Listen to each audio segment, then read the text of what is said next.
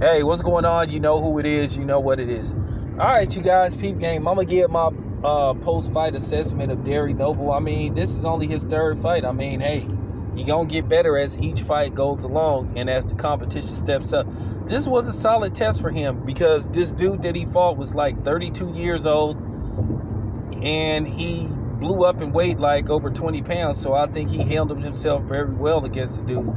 One thing I did like about Derry Nobile, he does know how to close the show. I mean, he had a great 12th round where he finished strong, and that's what fighters like him need to do. I think he did very well for himself. And, we can't sit up there after fight 3 think he's supposed to fight for a belt. That is now boxing work. But he did very well. He did very well. I was impressed by his performance. He was throwing, throwing check hooks, and he was throwing punches going away, and he was throwing punches from angles. I mean, he can only get better. Like I keep saying, this is only his third fight. It's always room for improvement after the third fight. We can't expect the dude to be a world beater.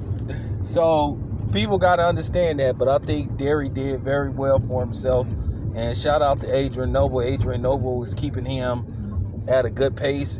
They want to fight often. They want to fight every 2 months, and I do feel it's important for these young fighters to try to fight as much as possible.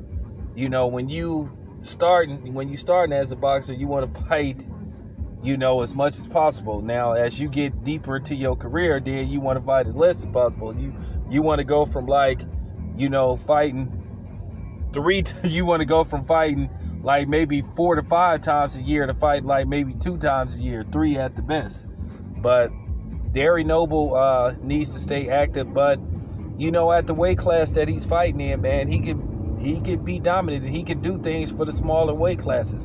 And I understand that a lot of people want to do that. That would be great if he could get people paying attention to those smaller weight classes where he could bring in, solid money. But we already know the big money is at, pretty much, I say 140 and up,